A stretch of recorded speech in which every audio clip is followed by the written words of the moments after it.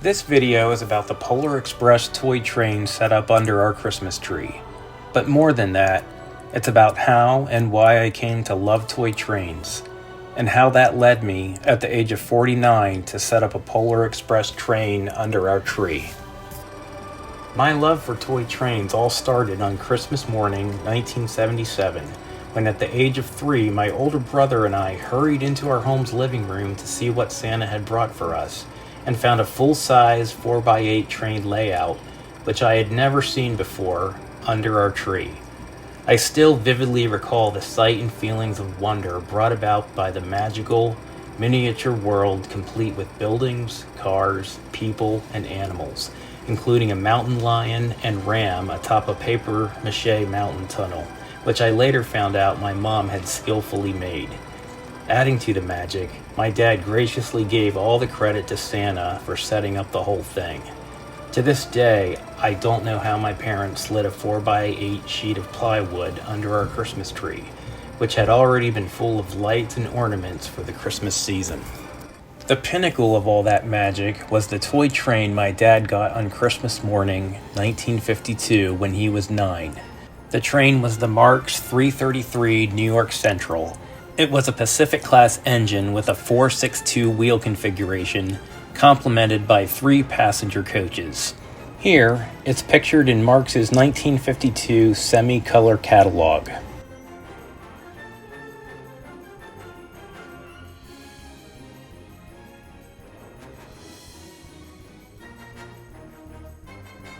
Thinking back, the thing that made this train so special to me were the color, lithographed images of passengers in the coach windows, backlit by interior lights. I later learned that some of the passengers pictured in the windows were actually likenesses of Marx corporate employees, as well as radio and TV stars, including Jack Benny and Rita Hayworth. The highly detailed passenger images were in stark contrast to the monotone, faceless silhouettes found on Lionel passenger cars. I fondly remember looking at the people in the coach windows as the train went around the track, as my imagination wondered, who are these people and where are they going? Because of these magical, nostalgic memories, my dad's childhood train remains my favorite toy train to this day. All of the high-tech, remotely operated features of today's modern toy trains, with their authentic train sounds and synchronized smoke units, will never surpass the fondness I have for that mighty little post-war train that created such magical, happy memories for me. My dad had his childhood train refurbished several years ago, and every Christmas since then, it's been restored to its rightful place under my parents' tree in the home I grew up in. Each Christmas, I look forward to getting my eyes down to track level so I can once again wonder, who are these people in the coach windows, and where are they going? Still, there was a time when the magic of my dad's train slowly waned from me. Leaving our childhood behind has a way of robbing the magical delights that once came to us so easily. During our preteen years, we sense it happening, and even though we try with all our might to stop it, we inevitably start to wonder why Christmas morning doesn't feel quite like it used to. After those first few magical years, one year my dad's train got relegated to the dark, dank basement, and after a few more years disappeared altogether, and my preteen self was none the wiser to its absence from what had once been a staple Christmas tradition of my early childhood. Of course, life moves on to adolescence and then young adulthood, and once magical, joyful memories are all but forgotten. But because of my oldest son Daniel and his pop-pop, my wife's father, those nearly forgotten memories were eventually reawakened in me. For the first several Christmases of Daniel's young life, my father-in-law set up his childhood train, a Lionel 681.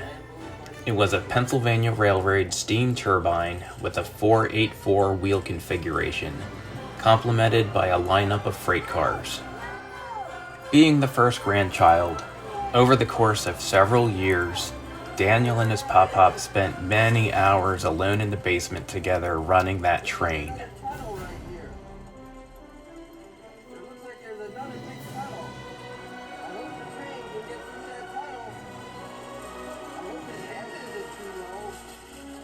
Whoa, he picked his head up just in the nick of time. Okay, get out of the way, folks.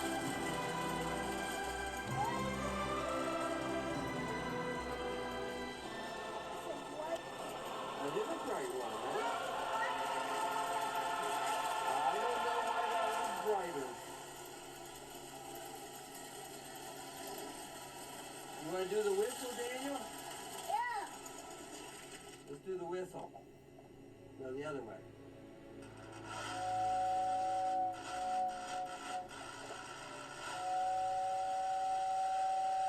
All right, the train is a-coming. You see it smoking, Daniel? It's smoking pretty Tragically, due to a terrible accident, Daniel lost his pop-pop when he was only 13. But ever since that first Christmas without his pop-pop, Daniel has maintained the memories of some of his happiest times with him by running his pop-pop's train every year at Christmas, and has even built upon those happy memories by building his own collection of trains.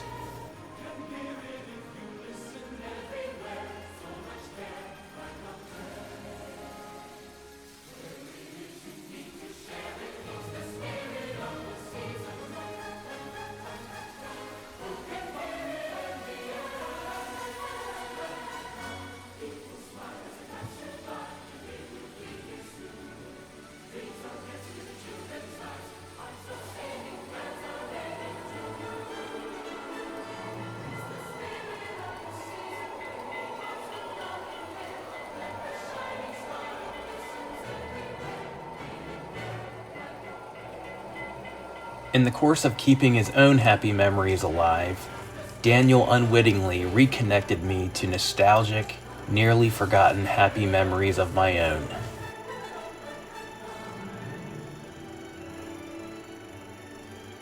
More importantly, as Daniel and I have experienced some relational challenges, it gave us a really effective and timely point of connection. In any case, with once all but forgotten childhood memories reawakened in me, I was compelled to set up my own train under the tree, if only to recreate even a glimmer of the magical feeling I felt on the morning of December 25th, 1977. And with the overarching theme of a grown man fondly thinking back on a happy childhood memory of a magical Christmas gone by, the train had to be the Polar Express. I chose a track plan that would work well in the corner of the room where we place our tree each year.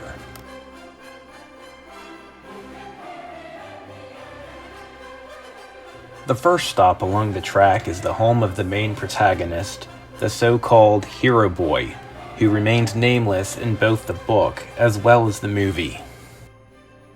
As in the movie, the second stop is a retail storefront with a captivating Christmas display in the window. It invokes the scene in the movie where the children are pressed against the coach windows, marveling at the enchanting Christmas displays in the department store windows. And just like the movie, the children on our Polar Express have their noses pressed against the coach windows to marvel at the display behind our storefront window.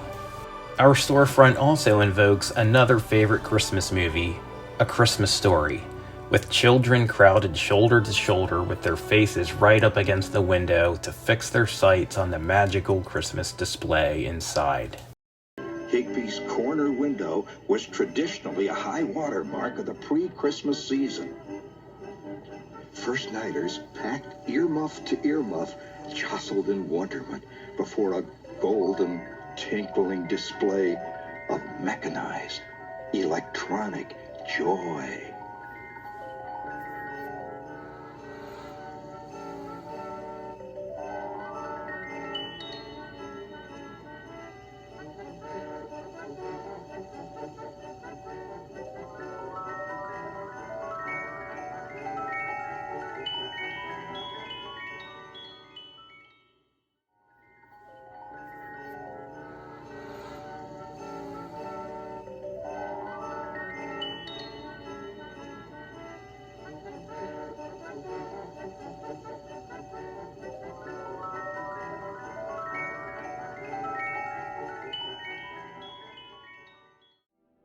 In keeping with the movie, the next stop for our Polar Express is Billy's house at 11344 Edbrook Avenue, which is literally on the other side of the tracks. Due to his family's difficulties, Billy's house is sadly dark and drab compared to the other homes in town. Not shown in the movie, our next stop is one of Grand Rapids' many churches, the style of which resembles the church found in another Christmas favorite, Home Alone.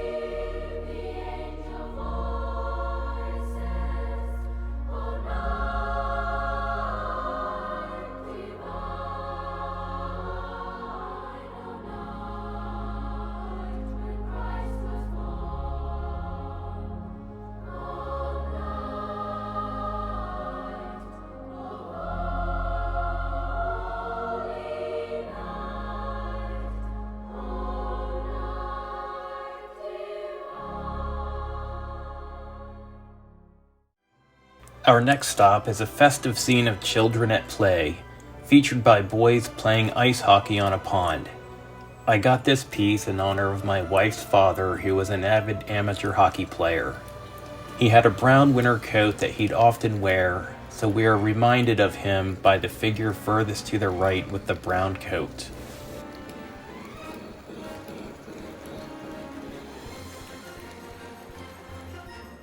Our Polar Express layout also features a snow-covered mountain peak in place of a tree skirt, and an even higher peak out of which a tunnel has been hewn out of the solid granite. Atop of this mountain peak are the same mountain lion and ram that once stood watch over my dad's magical train world. And far off in the distance of the valley between the two peaks, a lone moose, also from my dad's train layout, stands in the quiet tranquility of a babbling mountain stream. In a nod to my heritage growing up on the family farm in Gettysburg, Pennsylvania, which my dad and youngest brother still operate today, I had to include a farm scene. A Christmas tree shines through the farmhouse window, and as one looks more closely, they'll notice Santa already hard at work putting presents under the tree. Our little farm even includes an iconic little red pickup truck with a fresh-cut tree in the back. As a token to one of my earlier childhood memories on the farm is a 1952 International Harvester Farmall Model M tractor. Here, that tractor is pulling a hayride during a family reunion, an annual event that easily rivaled Christmas morning among all our cousins. This was probably 1980 when I was 7. Finally, in our last stop, we have the other homes in the Hero Boys neighborhood. Christmas trees can be seen just inside each home's living room window. Christmas lights also adorn the neighborhood trees, and one of the neighbors outlined his front roofline with Christmas lights. As we can imagine, Christmases are especially cold in Grand Rapids, as evidenced by the smoke billowing from all the chimneys in the neighborhood. As in the movie, the engine of our Polar Express is a mighty Berkshire-class steam locomotive with a 284 wheel configuration, designated as engine number 1225. This particular engine is from Lionel's Lion Chief series, which allows for remote control operation along with train sounds like the chuffing of the steam engine, as well as a horn and a bell.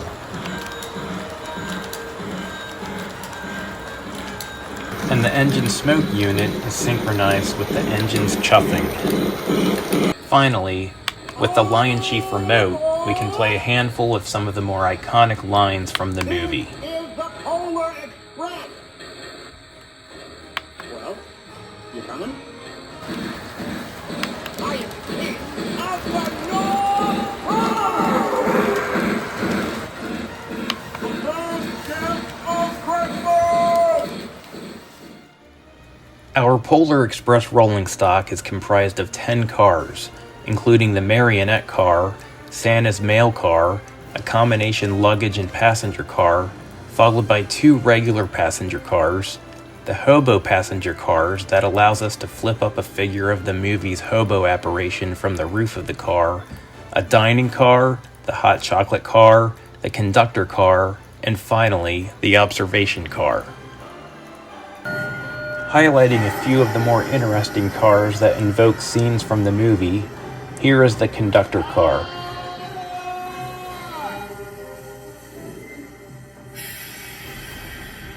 All aboard!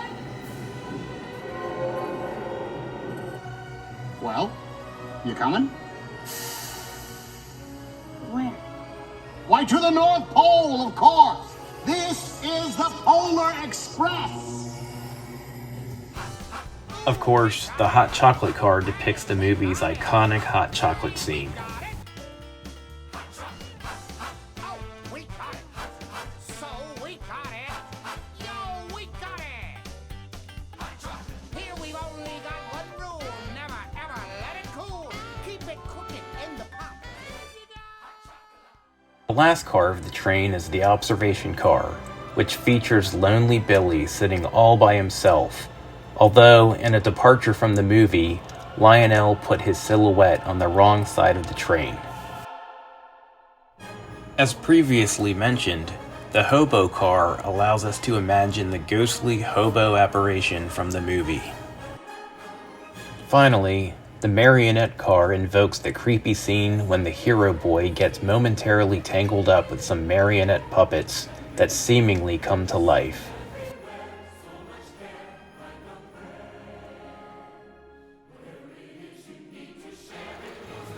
Thanks for watching this tour of our Polar Express layout. More than that, thanks for watching long enough for me to share about why I am so fond of toy trains. In closing, please enjoy the clips that immediately follow of our Polar Express train running under the tree. Merry Christmas.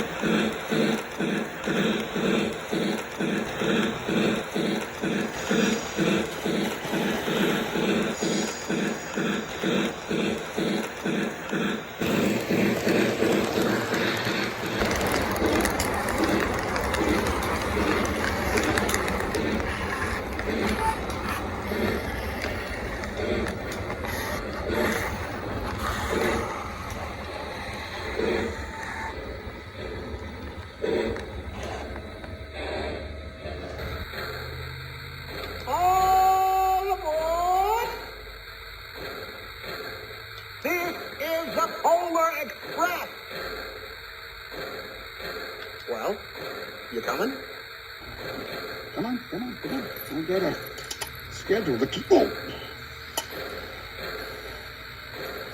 Suit yourself.